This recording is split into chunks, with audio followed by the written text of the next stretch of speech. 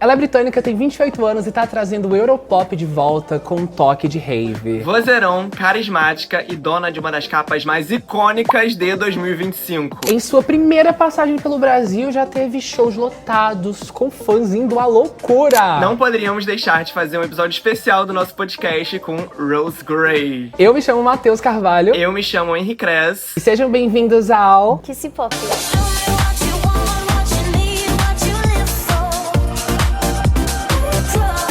Yeah, welcome to Kissy Pop, special episode with Rosie Gray.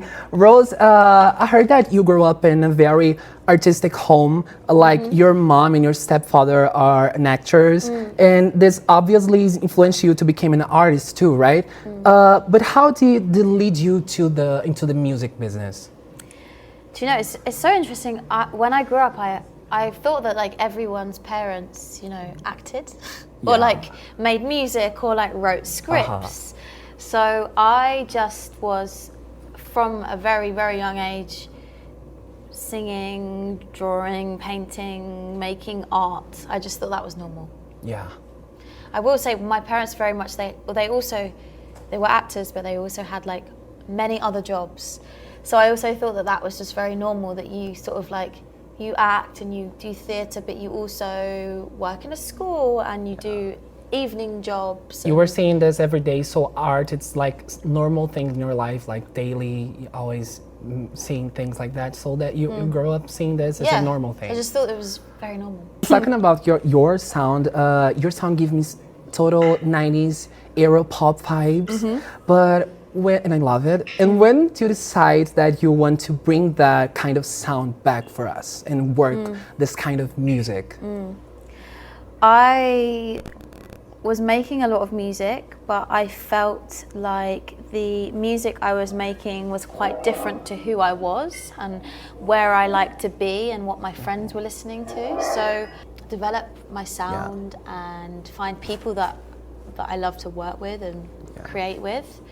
And it took years and years and years to find your sound. Yeah, and I used to be embarrassed to say that, you know, that it took me so long, but now I'm very thankful that I spent that much time making music and experimenting. Yeah. Also, it coincided with working in clubs and being out and partying a lot, so there is definitely that strong sense of club culture like in what I do, because I was out a lot. A few minutes you told me in another interview that you love Madonna, and I love Madonna too, and he loves Gaga. And tell me a little bit about your inspirations. So yeah, I grew up just adoring pop icons, Christina, Robin, Kylie, Bjork, Beyonce.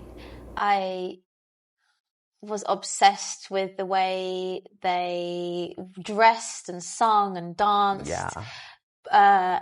And I maybe studied them a little, watched all their videos. Like a young teenager and when I was in my early 20s, like I didn't kind of connect the dots that's what I wanted to make music like. Yeah. I rediscovered Madonna as a teenager, but I grew up with it in my house. My mum loved Madonna, specifically music era Madonna. Music makes some people. Oh, crazy song. So then rediscovering those records as an adult was quite a mad experience for me. I love playing mixing dance and pop, electronic, underground with pop. Yeah. And most of our I imagine we have similar loves. They do that. They mix the electronic and the underground with pop. A lot of parts and mix it together to create a new thing. Yeah. Yeah, this is so good. Yeah. Jose, can you tell us a bit more about the process of making your album and the backstage differences between the classic and the deluxe version? What changed between Louder Please and A Little Louder Please? With Louder Please, the album, I didn't understand for a lot of the time when I was making music that I was making an album. I just made so much music that I started to realize I have an album. This is like, I went to my team and I said, like, guys, I have to put an album out. I feel like it just makes my artist project make sense. It just feels right. I knew it. So I had a lot of time and it was very free. My creative process was very fun, and I spent a long time in the studio crafting these songs.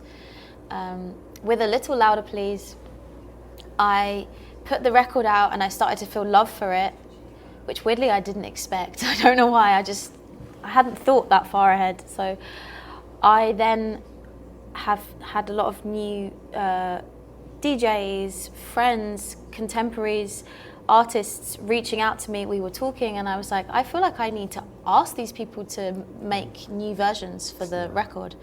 And I wanted to stay in the Louder Please world longer. I didn't want to just put the album out and then that's it. I wanted to continue this journey. So yeah, people like Jade, we have been friends and we love our Angel songs so much. Melanie C is someone I've written for her album, so we have a relationship. Not ready to leave the Louder Please universe. It's a very amazing, interesting universe. Yes. Like we starting to listen to the album and we go through another kind of levels and go ups and down, and the album give us a journey, I think, that when it's starting to listen. And like you told before, you worked with Jade and recently worked with Kesha too. Yeah, Kesha. And you guys give me the totally power girl vibes and I really loved it. Yeah. How was work with all those amazing people? It's amazing. I mean, I grew up listening to all of these women. I always loved Kesha. She, out of all the kind of pop girls at the time, I related most to Kesha when I was like 13. The party girl vibes. The curly hair, the feathered, the glitter. The glitter, the kind of like messy, like, not messy. At the time I thought it was messy. Now I just think it's just like being free. But yeah, it's amazing. And they're all so incredible. Yeah. Like, they say don't meet your heroes, but I disagree. It's strong women still. Strong women, yeah, very strong women. Okay, but what about the process behind the iconic Louder Please cover? I mean, it's like a piece of art, viral, and how the idea came up, the beach, the gay kiss, and how did it all came to life? It was a whirlwind 4 days in Barcelona. I had this idea to shoot the whole campaign in Barcelona. Well, you know what? If I'd had my way, I probably would have come to Brazil to shoot on the beach, but it was too expensive. So we had to choose somewhere that we could get to quickly and cheaply from the UK. Barcelona was our spot, and we basically spent 3 days, across 3 days. We shot in a villa, we shot by a pool, we shot me in a bedroom in the villa. Then the next day we went to the beach, we spent all day on the beach. You know, it was fun. People were drinking, had music playing. But I said to because it was mostly my friends, I was like, can you guys, you know, be in the background? And I said to my friend, Troy, he's also my DJ, Little Miss Guest List. I said, do you mind like kissing? And he was like, yeah, I don't mind. I was like, are you sure? Because I don't want to like make you do anything you don't want to do. And so it happened very naturally. It wasn't like, you know, it felt, they were having a great time kissing. I was just screaming. So the video and the making of, like you finished the shoot and they continued to kiss. So that all happened very naturally. They did. And then when it was so funny, he did the deluxe. Troy now had a boyfriend. So, no, wait for it. So we were like, obviously we can't use the guy from Barcelona because, you know, I'm not asking that of him. So we brought Troy's boyfriend. You have to recreate the cover here in Rio. Yes. Well, I think that we are. We need the next album, shoot in Rio and at the beach. I love the idea. And this is your first time here in Brazil, your first ever Brazil show concert. When did you realize the Come to Brazil movement in your social medias? Because I was at the Zig Festival and everybody was having the time of their lives. I was there. I would never jumped it so far in my whole life, listening to your song. Wow. Yeah, really. And everybody was having so much fun. When did you realize that you have such a fan base here in Brazil? Okay, so I felt the come to Brazil's from very instant from after putting the album out. It started to happen. I went on Twitter one day, X, and I used to get like 50 likes, 100 likes, and I had like, whoa, I was like, this is crazy. So many, and I translated, and it was all in Portuguese. Yeah. My understanding of how big my fan base is here was when I announced the Zig shows, and I've like never had so many comments ever. I was like, oh wow, okay.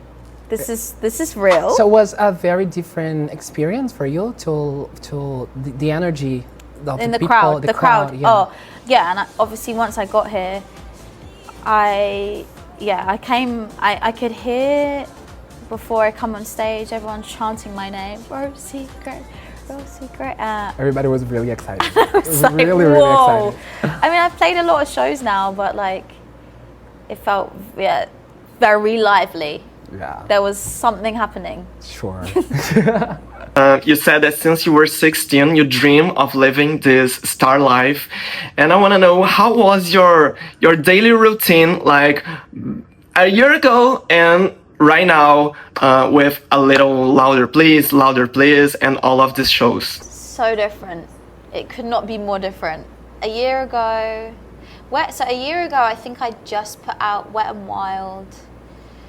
I wasn't very busy. I wanted to book shows. I was DJing a lot because I felt like I was playing a lot of my songs but DJing, not really singing. Now I'm so busy. I've been traveling a lot, so many shows. It's a real 360. It's very different. It's been very good for me to kind of. It's made me realize that maybe for like years and years I wasn't going mad. Yeah. You know, I was making this album because it had to come out, and it's a very good feeling to know that I wasn't There's insane. Do you understand what I mean? Yeah. Because I was so focused on making an album. There's something that you feel that is not what you expected after like putting out an album and everybody's listening to your song and going to your concert, but that always was your dream, but there's something in the middle that I was kind of expecting after everything is the way you... I wasn't expecting this. The whole thing, like you were not expecting the acceptation of the public and then this... No, I don't know why. I think I loved my album. Yeah. I loved it. My friends loved it. My family loved it. My team loved it. But I don't know why I didn't expect much, which is now I'm kind of annoyed at myself that I didn't believe in myself more. Yeah. Now I do. Yeah, you really. Now I do. Now I have. What you do is powerful. Like you're singing live, it's powerful. Yeah, the dancing songs or the song, the ballad song, everything is so powerful. So your work, it's amazing, Thank amazing. You. And now we're finishing this episode. Estamos finalizando esse episódio especial com Rose Gray. Thank you so much for having us here, for accepting to be part of this special episode. Just thank you, Rose, for your time, and hope to see you in Rio. Hope you're having a great time in Brazil, and come back soon. Come back soon and call us to be part of the new cover. Well, we can just swap you with Troy and his boyfriend. Galera, muito obrigada a todos que assistiram até aqui. Sigam a gente no @kcpop.pod. Compartilha com os amigos que amam cultura pop, que amam Rose Gray. E é isso. Thank you.